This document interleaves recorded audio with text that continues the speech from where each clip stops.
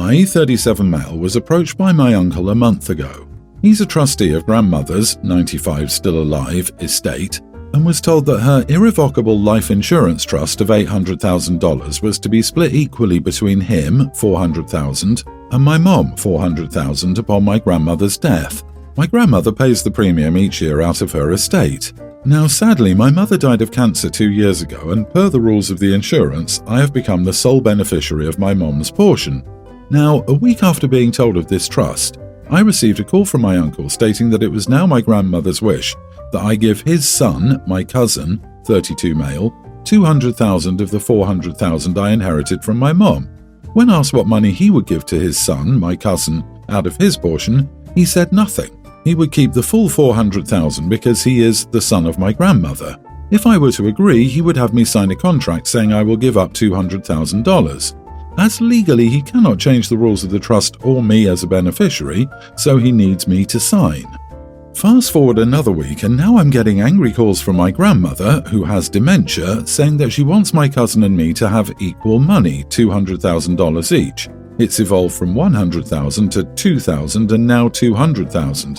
She cannot articulate where the money comes from and alludes to it coming from me, my money, my will. My grandmother seems to have no knowledge of the trust being the source of the money, making it clear that my uncle has been coaching her and hiding the details of how the trust money is to be dispersed. To make matters worse, my grandmother recently asked if I wanted to be written out of the family because I'm being greedy. I've also received a text from my aunt, uncle's wife, saying that I'm a terrible grandson and have no relationship with my grandmother, etc.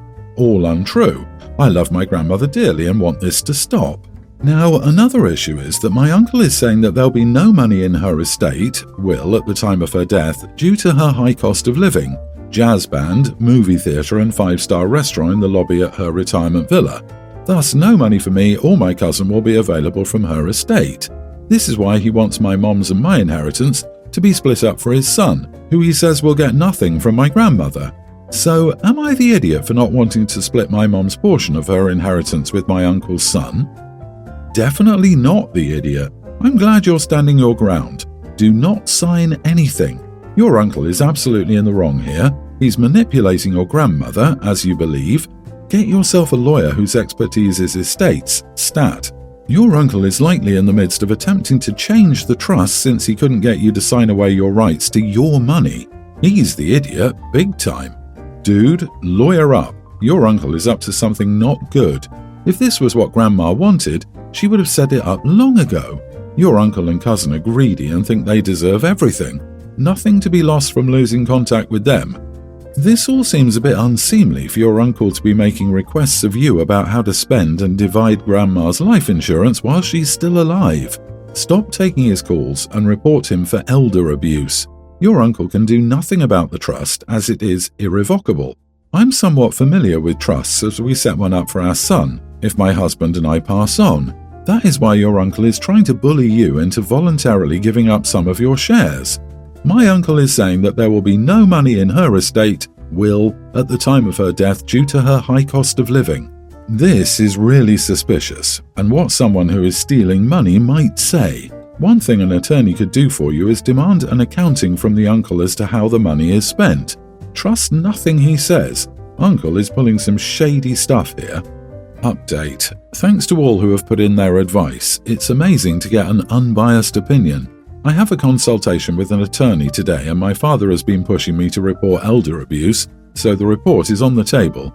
But in the end, I have no reason to believe this is my grandmother's wish, and not just my uncle's idea he's feeding her. My girlfriend, 27, and I, 28 male, have an infant son together.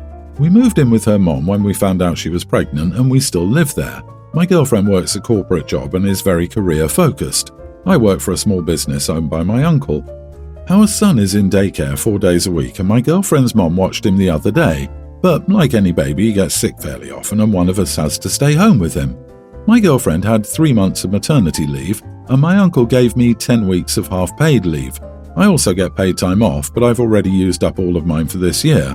All my PTO days, except 2, were used to stay home with our son.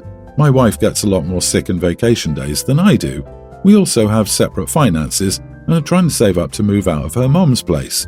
Over the past couple of weeks, a few nasty bugs have been going around our son's daycare. He's had to stay home for 5 days the past 2 weeks. I stayed home with him for 4 of those days. Since I don't have any PTO left, I don't get paid for staying home. My uncle is understanding, and my job isn't in jeopardy though, at least not yet. After the last day I stayed home with him, I talked with my girlfriend. I asked that she either stay home more often with our son when he's sick or that she pay me for staying home with him because I'm out of PTO. Since our finances are separate, I feel like she's prioritizing her career and her money over our son and me. She got mad and defensive and started ranting about how she'd already felt marginalized at work because she had 3 months of maternity leave. She doesn't want to get looked over for promotions or projects because she's too occupied with our son. She said I would never understand how difficult it is to be a working mother in a corporate setting and the stigma that goes along with it. She says she feels constant pressure to be better than everyone else at work because she doesn't want to be seen as less devoted because she has a kid. She said that her money is our money and that she will not pay me to stay home with our son because it's not her fault that I ran out of PTO days. She said we're both still saving money by living with her mom, and since she earns more than I do, she should be the one working more often so that we can move out sooner. She said that women had sacrificed their careers for decades so that men could go to work, and now those times are changing. She thought I was out of line even to ask such a thing, and that if I wanted to have more money for myself, I could get a part-time job in the evening when she's done with work. I don't feel like what I asked was so bad to warrant the response she gave me. It made me feel like her career is more important than anything else in her life. Her reaction now worries me that my finances will always be second fiddle to her own, but maybe I was out of line with what I asked for. Am I the idiot? Not the idiot. I wouldn't have worded it as pay me for watching our sick child. Your wording would instantly put most people on the defensive. Explaining that missing 4 days this month means you'll need help with your student loan payment would possibly go over better. A sick child is both of your responsibility. If she can't take the PTO without hurting her career, then she needs to cover her responsibility with a financial contribution. If this was a woman who was complaining, everyone would be screaming, "Not the idiot." But since it's a guy, people are taking offense. If he can't work because he's always staying home and he ran out of PTO, why shouldn't she take some time at home? As mentioned in the post, she has way more PTO than him, and she can handle having a few days stay home. You are the idiot. You're living with her mom, which is saving thousands a month that you would be paying rent. Her mom is babysitting for free to help keep costs low. Your job is with an uncle who will be more understanding of you taking days off for his grandnephew than her job. Her job would penalize her for missing too much work. That ranges from firing her to not giving her raises and promotions.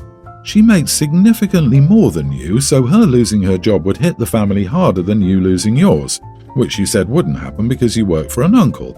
If you want to work, you can pay a sitter together to watch the baby versus telling her to stay home or asking for compensation. You're a parent and shouldn't feel like you need to get paid to watch your own kid. If you did, that would be babysitting. I, 20 female, was recently shopping at a small convenience store when a lady came in. She had twins. She picked up 4 small bags of diapers and placed them on the counter when the man said she could only buy 1.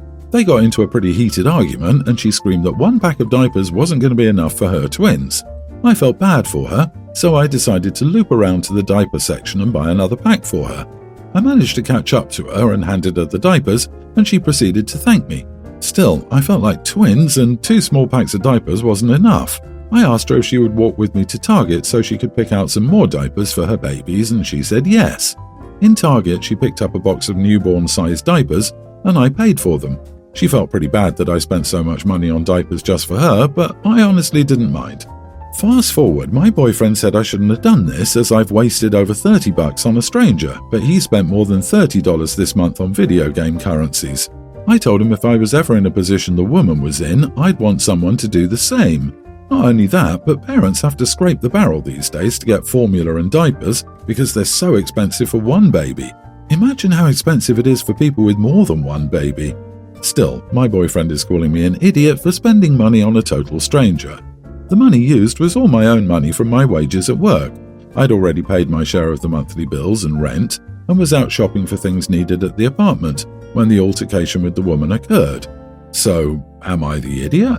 Not the idiot, but I'm hoping you already know that deep down, 'cause what did I just read? How could you possibly be an idiot for helping someone who genuinely needed it and was grateful and thankful for it? You probably made her whole week. And come on, man, it was $30 to make someone's life instantly better? You go, girl. Now, moving on to very much the real issue, your boyfriend. How? How is he possibly calling you an idiot for this act? Did he want you to buy him dinner? Does he feel like you made the woman feel inadequate? Does he feel inadequate for not being as kind as you? He should. He has shown you he is not a kind person deep down. Listen and believe him. Remember this. Is your boyfriend always so controlling about your money?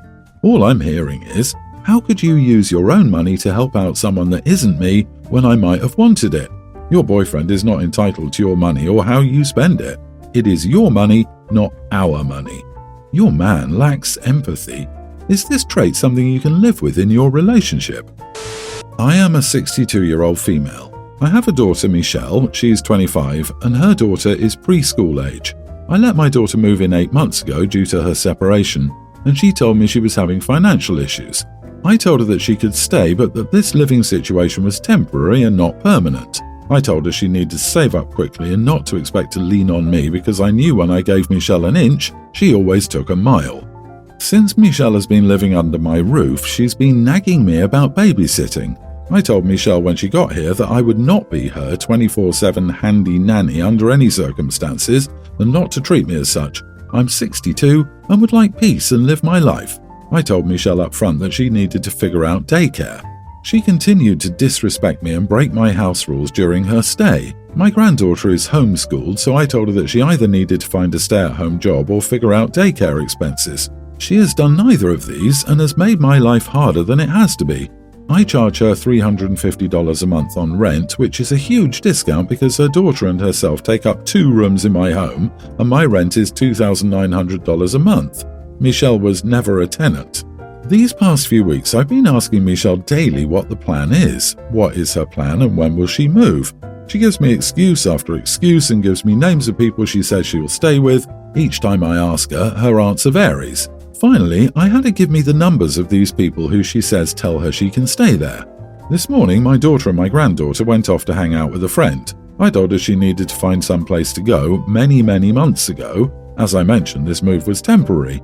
I called one of the friends whose number she gave me and asked about the living arrangement. I was told she never asked to live with her, but that they both would be welcome for a few weeks. I confirmed and told her they would be on their way. After taking apart my granddaughter's plastic bed and gathering their belongings in bags, I texted my daughter and told her their things were outside on the porch. So, am I the idiot? Everyone's the idiot here.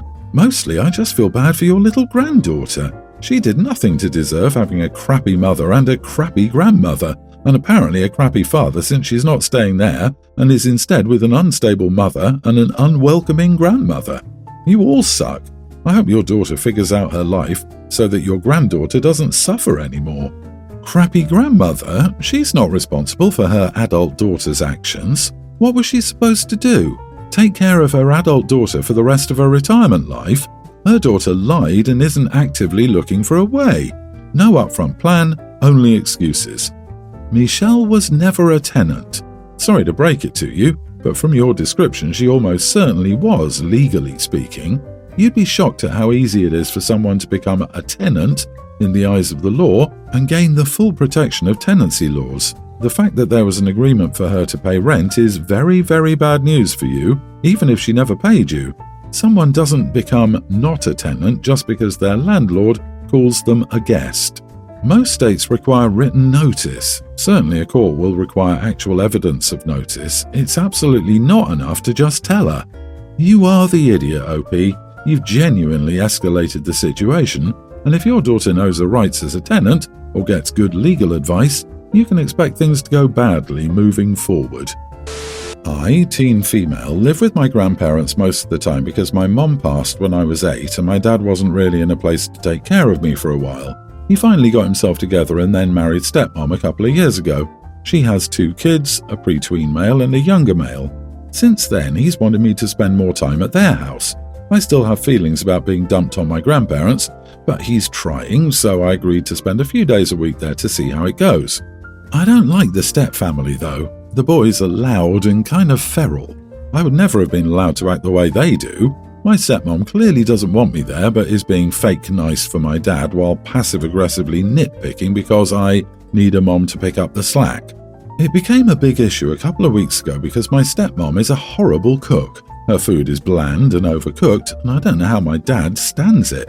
She fights with the boys all the time to get them to eat. I tried to get out of family dinner time by saying I had to study, but my dad insisted. That night, stepmom made just the grossest meatloaf I've ever seen in my life, and vegetables that had been boiled to death, and I couldn't. Stepmom was already mad about something else, I don't know what, so she snapped that if I didn't like it, I could fend for myself. So I did.